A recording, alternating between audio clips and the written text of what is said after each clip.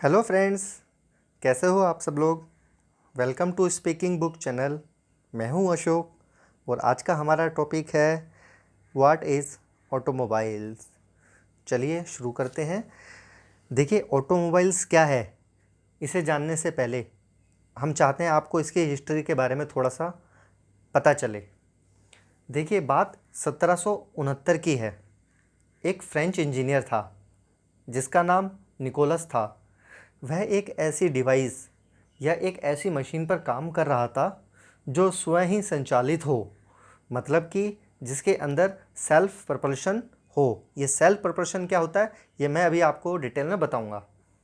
Nicholas ने 1769 में एक ऐसा पहला सेल्फ प्रपल्शन पर काम करने वाला व्हीकल बनाया जो 3 व्हीलर था और 4 सीटर था, जैसा कि आपको स्क्रीन पर शो हो रहा होगा।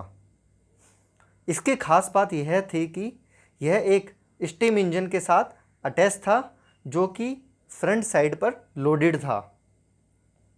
इस स्टीम इंजन से जो पावर प्रोड्यूस होती थी उससे यह वर्क करता था, जैसा कि पिक्चर में दिखाया गया है। आज भी यह पहला स्टीम इंजन जो निकोलस ने बनाया था पेरिस के म्यूज़ियम में रखा हुआ है। तो दोस्तों, चलिए शुरुआत करते हैं कि क्या है ऑटोमोबाइल्स। चलिए दोस्तों, समझते हैं कि ऑटोमोबाइल्स क्या होता है। देखिए, ऑटोमोबाइल दो शब्दों के मेल से बना है, ऑटो और मोबाइल। ऑटो का मतलब होता है सेल्फ ड्राइव लेने वाली चीज़। चलिए मैं लिख देता हूँ। ऑटो का मतलब होता है सेल्फ ड्राइव, जिसे हिंदी में स्वचालित भी कहते हैं।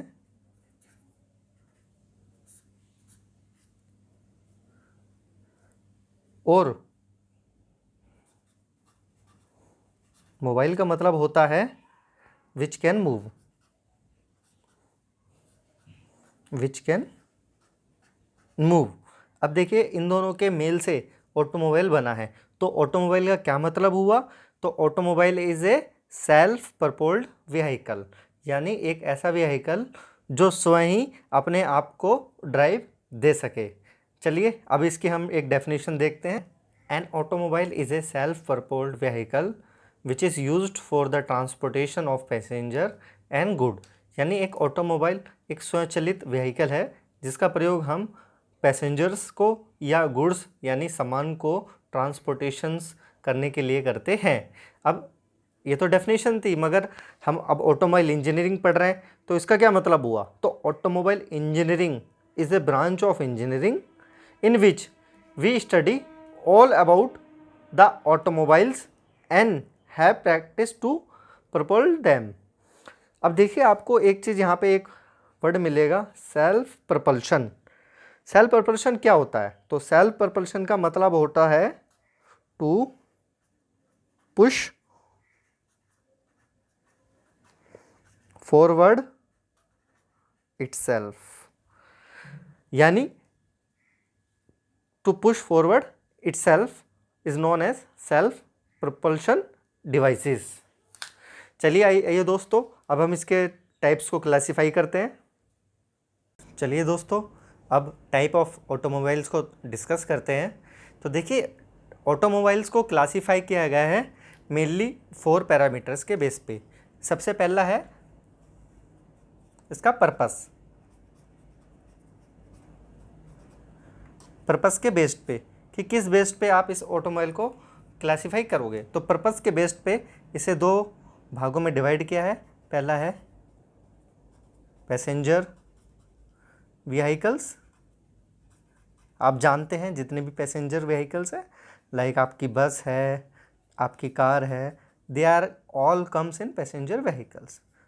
सेकंड है गुड्स व्हीकल, जिससे आप सामान को ट्रांसपोर्ट करते हैं। तो जनरली हम इसमें ट्रक्स को यूज़ करते हैं। तो यानी पर्पस के बेस पे हमने इसको क्लासीफाई किया पैसेंजर व्हीकल पे और गुड्स व्हीकल पे। तो देखिए, सेकंड हम इसको क्लासीफाई कर सकते हैं इसकी कैपेसिटी के बेस पे। अब देखिए, कैपेसिटी के बेस पे इसको क्लासीफाई करना है, तो इसको भी हम दो भागों में डिवाइड करेंगे। पहला है लाइट मोटर व्हीकल, जैसे कि आपकी मोटरसाइकिल है, मोटरसाइकिल, आपका स्कूटर है और आपकी कार, ये सारी की सारी लाइट मोटर व्हीकल्स के अंडर आती है। आप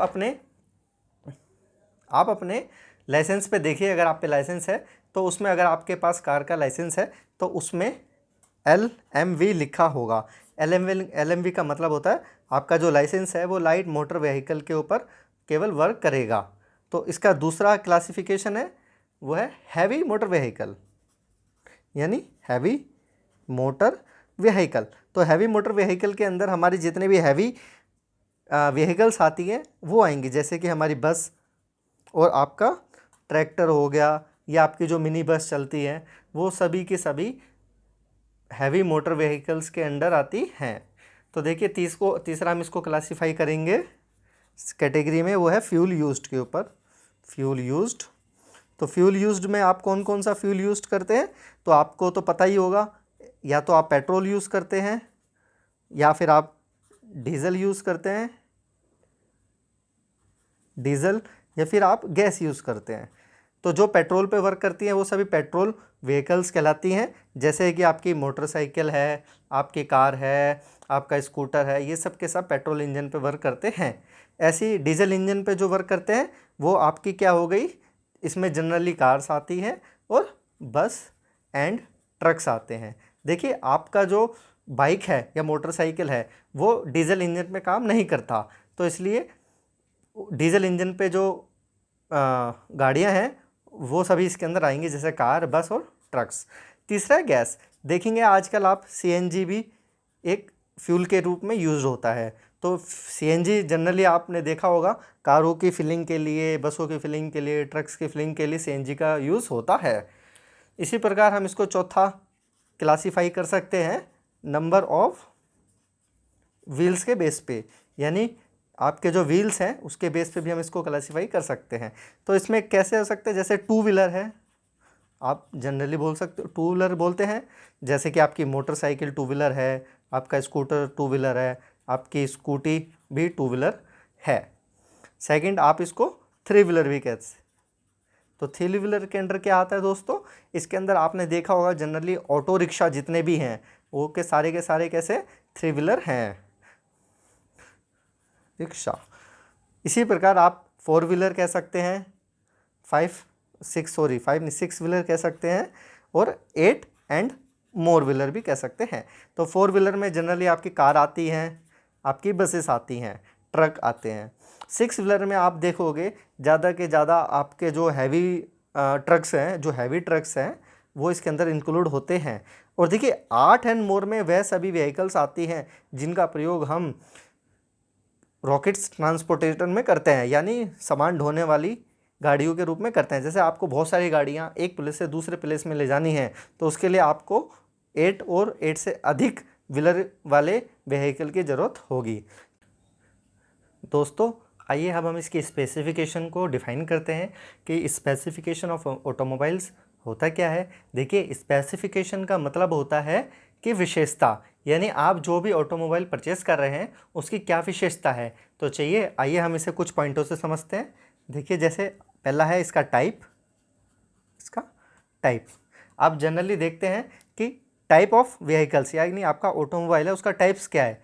तो ये जैसे कि आपका कार भी हो सकती है, आपका बस भी हो सकता है, आपकी मोटरसाइकिल भी हो सकती है, आपका ई रिक्शा भी हो सकता है, या फिर आपका ट्रक, मतलब XYZ जितने भी ऑटोमोबाइल्स हैं वो सभी इसके टाइप को डिफाइन करते हैं। सिमिलरली इसी प्रकार एक कैपेसिटी भी होती है, थोड़ा गलत लिख दिया। देखिए कैपेसिटी को हम टन या फिर इसको सीट के ऊपर भी डिफाइन कर सकते हैं। देखिए टन कहाँ यूज़ करेंगे और सीट कहाँ यूज़ करेंगे। अगर आपके पास गाड़ी है और आपका उसका यूज़ केवल अपने पैसेंजर्स को या अपनी फैमिली को या फ्रेंड्स के साथ कहीं घूमना है, उसके बेस पे आप परचेस करना चाहते हैं, तो आप उससे बोलोगे कि 3 सीटर है, 4 सीटर है या 5 सीटर है। मगर यही अगर आपका काम सामान को यानी गुड्स को ट्रांसपोर्ट करने का है, तब आपको उसको टन के हिसाब से परचेस करना पड़ता है। तो यह टन में आपका जनरली ट्रक्स आते हैं और सीट में आपकी बस एंड कार्स आती हैं। सिमिलरली तीसरा आपका देखोगे तो आप बोलते हो ये क्या मेक, यानी मेक मतलब इसको किसने बनाया है। जनरली आप देखते हैं कि आपको पसंद आता है कि टाटा का है, मारुति का है, या XYZ जितने भी कंपनी हैं उनमें से आपको जो पसंद है तो वो उसका मेक डिफ़ाइन करती है। और चौथा जो आप जनरली बोलते भी हैं वो है मॉडल। आप कोई सेकंड हैंड गाड़ी खरीदते हैं तो आप जनरली उससे पूछते हैं कि भैया किस मॉडल की है, तो मॉडल का मतलब होता है उसका ईयर ऑफ मैन्युफैक्चरिंग, यानी वो किस साल में तैयार हुआ था।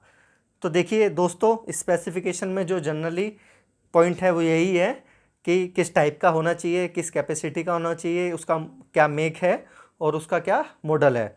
दोस्तों ये टॉपिक कैसा लगा प्लीज़ कमेंट बॉक्स में शेयर कीजिएगा। Thank you.